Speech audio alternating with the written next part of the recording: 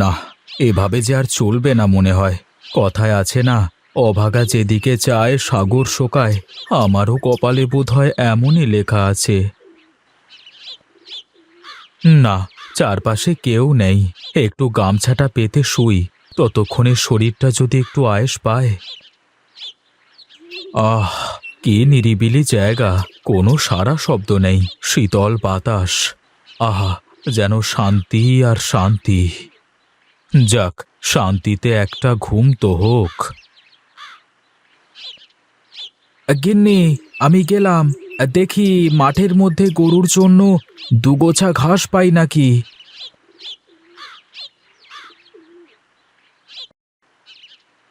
ওরে বাবা রে, এই মাঠের মধ্যে কি রোদ রে বাবা। যাই দেখি, আস্তে আস্তে কোনো ছায়া টায়ায় বসে দুগোছা ঘাস কেটেই নিয়ে আসি। তা না হলে অবলা জন্তুগুলো বেশ কষ্ট করবে।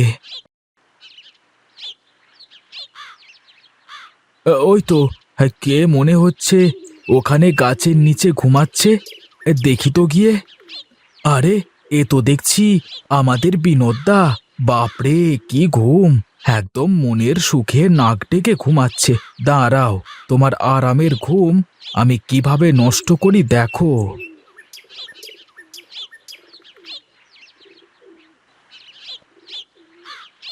না না, বেয়াদবি করা যাবে না।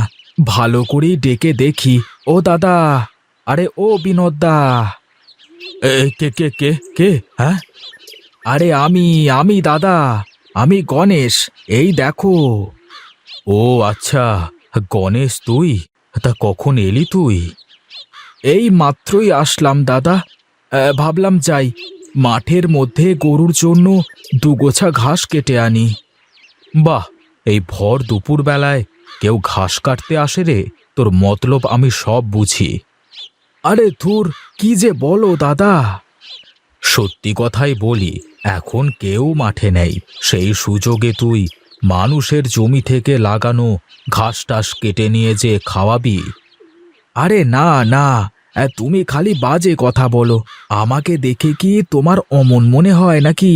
ওসব কাজ যারা করে তারা কি আর চোখের সামনে আসে মানুষের?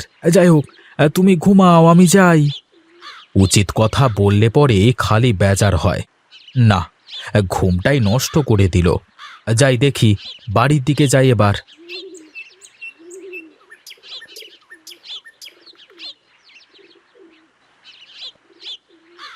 একি রে বাপ, এই রোদের মধ্যে বাইরে এসে কি করিস? জানো বাবা, আমার দোস্ত গোপাল এই গুলটি বাঁট দিয়ে অনেক পাখি মেরেছে। আমি না একটা পাখির গায়েও লাগাতে পারছি না। এসব ভালো কাজ না বাবা। পাখি আমাদের কত উপকার করে। আমাদের চারপাশের পরিবেশ রক্ষার জন্য তো পাখি দরকার, তাই না? তাহলে ওরা মারে কেন? ওরা তো জানে না, তাই মারে। এখন থেকে তুমি ওদের বুঝিয়ে বলবে, তাহলে ওরাও আর পাখি মারবে না কখনো। চলো বাবা, এখন বাড়িতে যাই।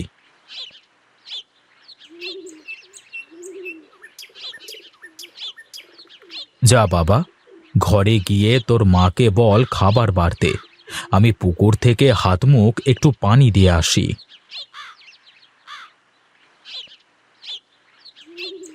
তুই এসেছিস বাবা? কোথায় ছিলি এতক্ষণ? এই তো পাশেই ছিলাম মা। যা, হাত মুখ ধুয়ে আয়, আমি খেতে দিচ্ছি। এত বেলা অবধি না খেয়ে কোথায় কোথায় যে ঘুরে বেড়ায় ছেলেটা। তুমি আমার আর বাবার জন্য ভাত বাড়ো মা। বাবা হাত মুখ ধুয়ে আসছে। তোর বাবা কখন আসলো মাঠ থেকে? কেবলই আসলো। আমি আর বাবা তো একসাথেই বাড়ির মধ্যে আসলাম। ভালোই হলো, বস তাহলে। তোদের দুই বাপ বেটাকে একেবারে খাইয়ে দিয়ে আমি কাজে বের হব। কি বলছিলে গিন্নি, আমাদের দু বাপ বেটাকে নিয়ে?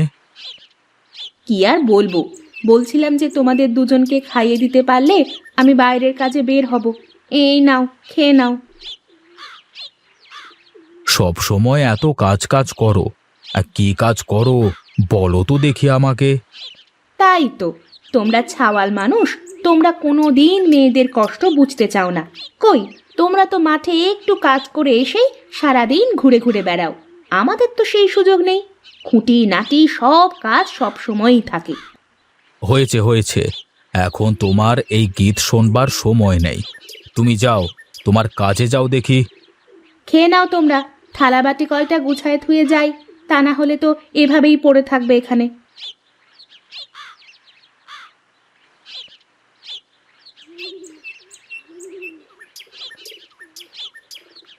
কই রে হরি, এই বাড়ির ভেতর তো কাউকে দেখতে পাইনে রে। দাঁড়ান দাঁড়ান, একটা ডাক দিয়ে দেখি কর্তা। ঠিক আছে ঠিক আছে, তাড়াতাড়ি ডাক দে দেখি।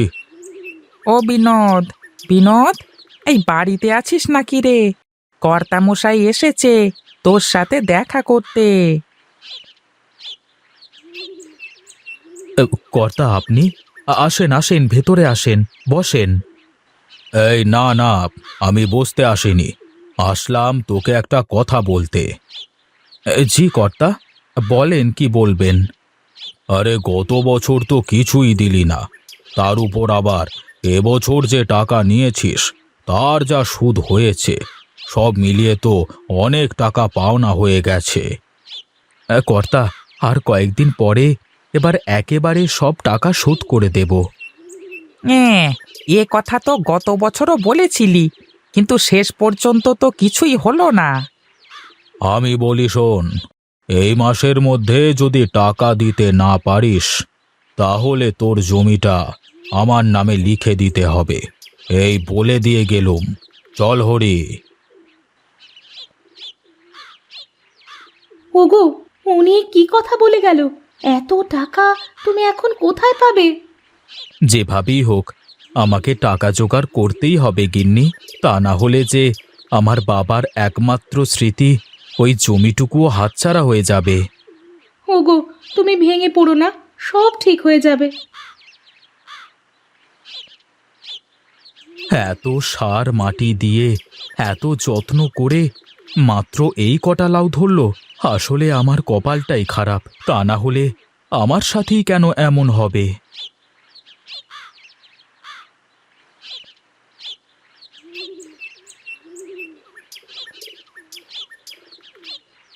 এত বড় জাংলায় মাত্র এই কটা লাউ, এ দিয়ে তো বাজার খরচের টাকাই হবে না, তাহলে কর্তাবাবুর টাকা কিভাবে দেব?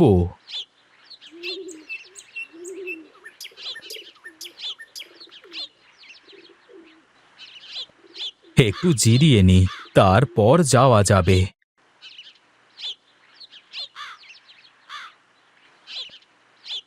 কে তুমি বাছা?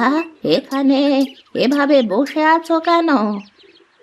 আমি বুড়িমা, এই যে এটা আমার লাউয়ের জাংলা, লাউগুলো কাটলাম, বাজারে বিক্রি করতে হবে। বাহ, লাউগুলো দেখতে তো ভারী সুন্দর। সুন্দর হয়ে আর কি করলো বুড়িমা, এত বড় জাংলা থেকে মাত্র এই কটা লাউ, আর কদিন পরে হয়তো জমিটাই হারিয়ে ফেলবো কর্তামশাইয়ের টাকা শোধ করতে না পারলে। চিন্তা করিস নে বাপ, সব ঠিক হয়ে যাবে। তা তোর লাউ কত করে রে বাবা?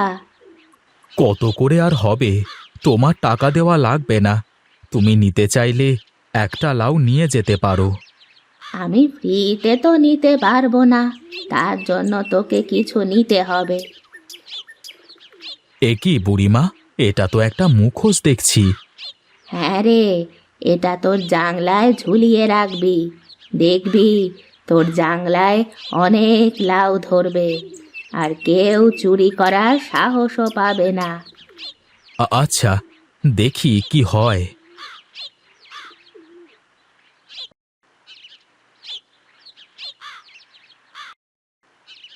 যাই দেখি, বুড়ির কথা শুনে দেখি কি হয়।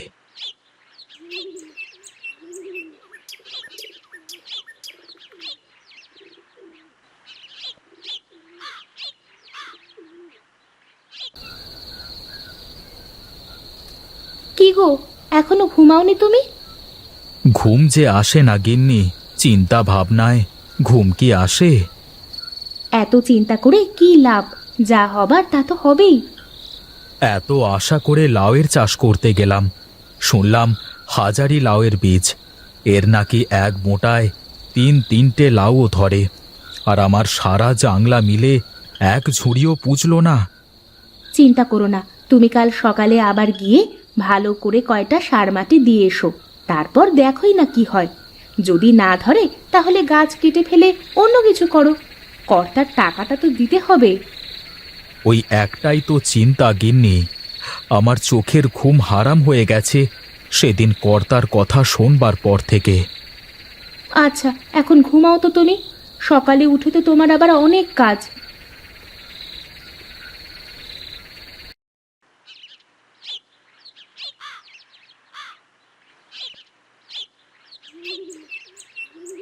কি বিনোদ, কোথায় চললি রে এত সকাল সকাল? মাঠে যাচ্ছি, কাজ আছে। মনে আছে তো কর্তাবাবুর কথা? হ্যাঁ হ্যাঁ, সব মনে আছে, তোকে আর মনে করিয়ে দেওয়া লাগবে না।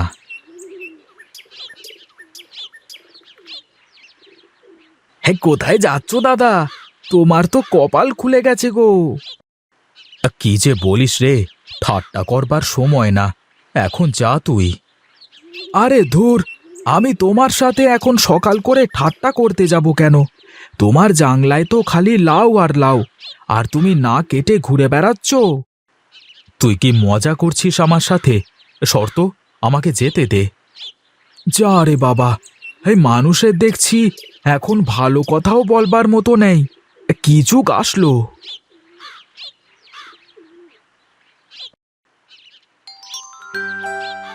হে কি, এত লাউ কোথা থেকে আসলো? কালই তো সব কেটে নিয়ে গেলাম, এক রাতের মধ্যে এত লাউ! আমার তো কিছুই মাথায় ঢুকছে না। তার মানে সব কি এই মুখোশের তেলেজ মাছি? বুড়িমা আমাকে এই জন্যই তখন ও কথা বলে গেল। যাক, এবার তাহলে বোধহয় বাবার শেষ স্মৃতি এই জমিটা রক্ষা করতে পারবো। যাই, বাড়ি থেকে ঝুড়ি কাচি এনে সব লাউ কেটে বাজারে বিক্রি করে আজই কর্তার টাকা দিয়ে আসবো।